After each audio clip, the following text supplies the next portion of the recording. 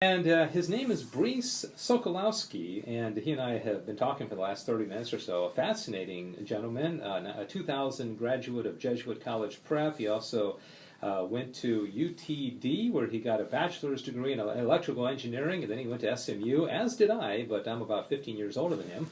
And he got a master's degree in engineering management. And now he is living in London, and earlier this year he started a company, I guess you could say, and a website, CatholicFundraiser.net. And he is here to tell us about how Catholic groups can more effectively raise funds, and also how you, listening, can be a better tither and a better steward of your funds. So, Brice Sokolowski, thank you so much for being on the show today.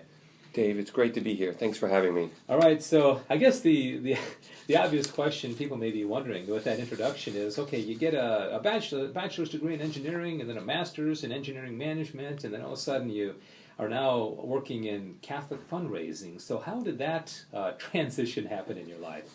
Well, I guess it happens when you follow God and you listen to Him. He'll take you into the strangest places. Mm-hmm. So yeah, I got involved simply from volunteering in my local parish. They were doing a fundraising campaign. Started with just making phone calls, following up with people. Started getting a little bit more interested in how they were fundraising. They had an external firm doing most of the work, and as I got more involved and asked questions and put both my consulting hat on. At the time I was working for a consulting firm, and putting also my Catholic hat, bit by bit I got more involved. I started a 6-month sabbatical with the Diocese of Westminster, which is the Catholic Church in London. That did 6 months, and then I decided to stay on. I stayed on there for about 3 years, and during that time, I learned how to fundraise, and at the same time, I learned what I think is how to better integrate it with our Catholic faith and what we're trying to do with the mission of Christ and Our Lady. And more people just started calling me up and saying, "Can you help me? Can you help me?" And earlier this year, I just put up a website and said, "Look, this is everything that I've been learning over the past several years. You try it. Let me know if I can help you otherwise." And it's been catching like wildfire. And yeah, and I know from firsthand, we fundraise here at the Guadalupe Radio Network, and without it, we wouldn't be able to stay on the air. And let me make an analogy and see if this is a good one, because sometimes people will say, we eat to live, we don't live to eat. We don't want to spend all of our time thinking about food, because food, it just kind of keeps us alive, and it should be in its proper place.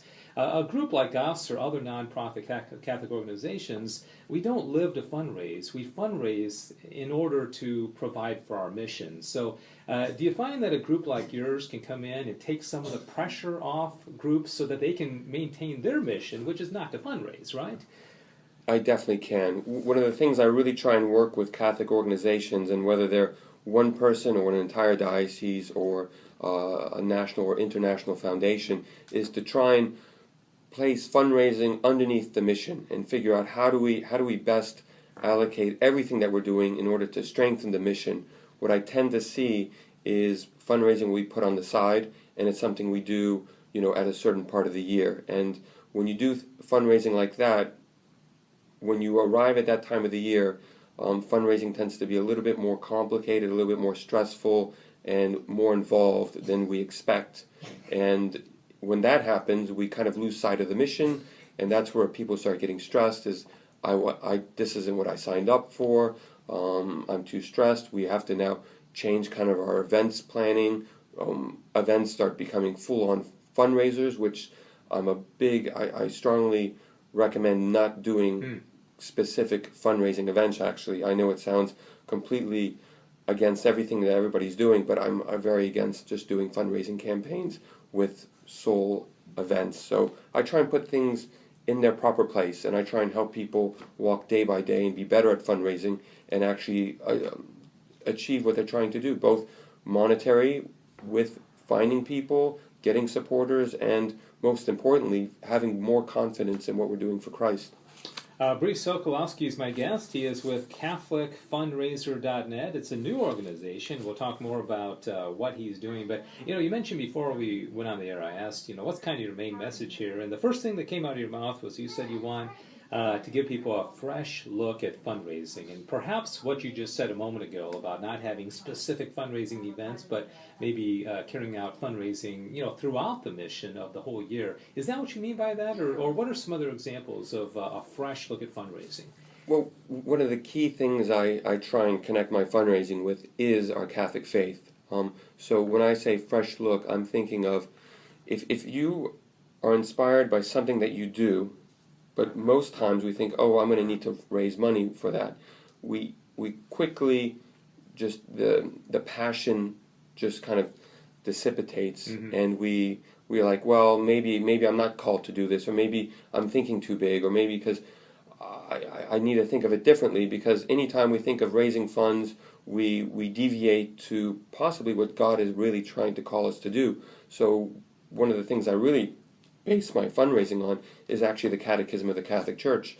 And for example, just the prayer section, which prayer they actually separate into 4 different types, where you have thanksgiving, you also have intercession, praising, and the classic petition. So constantly asking God for help.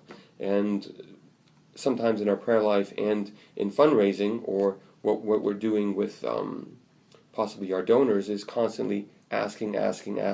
So I try and balance it out, and I try and really reconnect it with what we're doing in our Catholic faith. And what we do in fundraising shouldn't be different. It shouldn't be something on the side, and it doesn't follow what we know best. Mm-hmm. Well, let me go back to something you said before, because you don't like to have specific fundraising events. So let's just say ABC Catholic, 501c3. Their mission is X, Y, and Z, just trying to make it as generic as possible. The typical model right now is, in March we have a fundraising banquet, and then in September we do a luncheon, and that's going to be 80% of our fundraising throughout the year. So somebody's listening right now and saying, okay, well, we're not going to do that. So how does that group raise funds if they're not having these events? Well, I get the way to best explain it is, and this doesn't come from me, this comes from a friend of mine, and he interviewed a very prominent president of a Catholic foundation organization, and he simply explained it as, if you want to ask people for something, the best place to start is, transform their lives through Christ. If you have a room full of people and you're doing an event, make that event transformational with Christ. Mm-hmm. And when the time does come to ask them for money, they're going to say yes. So if you're in a room filled with people and you're not sure that you're transforming them, and they're not sure of, I don't know what I'm going to do for this group of people that have invited me here, it's not the place to ask. So if you really focus first on, we need to change people's lives, we need to bring them closer to Christ, and we need to make sure that we're doing that every day of the year, then you can actually start fundraising. And the ask is, it comes very naturally. I've been very impressed throughout my career. If I do that really well with the organizations that I help, fundraising, it almost just follows right in the line of everything else that I'm doing. Yeah, and I think also probably is that you want to make your group such that they don't want you ever to go away because you've lost money. So if let's just say, for example, Catholic Radio was really important to you, and I come to you and say, hey, Brees, I need some money because we can't pay our bills this month. It means so much to you that you're going to say, well, of course I'm going to give you some money if I have it. My guest is Brees Sokolowski. He is with CatholicFundraiser.net. And we're talking about effective ways for nonprofits, particularly Catholic groups, to raise funds. And let's just say the average person listening right now says, I'm not running a nonprofit, and I do give here and there. How does what you're doing, or what advice would you have to the average person listening right now that isn't a fundraiser but gives funds to various groups? What would you say to that person? With 2 things in particular. One, and this, just at the local level, at the parish level, I learned a whole lot about how to help a parish priest fundraise.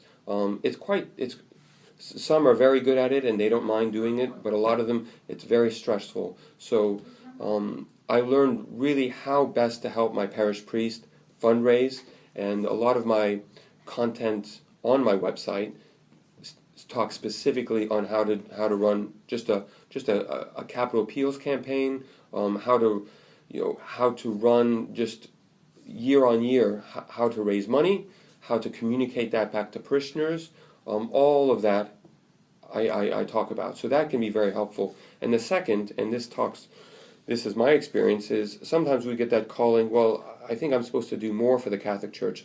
I'm not called to the priesthood myself. I'm not called to be in a religious order. But I do feel that I'm called to do something more than just something on the weekends or something in the evenings. So I came on a roadblock thinking, well, if I'm called to do more, I need to have a salary. I need to take care of myself. I need to take care of my family. And through my experience, I've learned that, well, yeah, I can do this full time. So if there are people out there thinking, I would love to do something with family and life. I'd love to do something with the pro-life movement. I'd love to do something, I don't know, with teenagers, with kids. And you want to do that more than just the weekends. I think my content can definitely help you. Mm-hmm.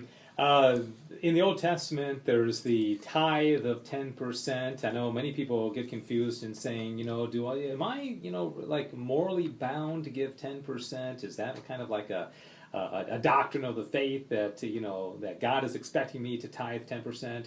What would you say to that if somebody is asking, what is our moral responsibility? If I make, $50,000, do I need to give $5,000 a year to nonprofits, or what would you say? Well, I think it's in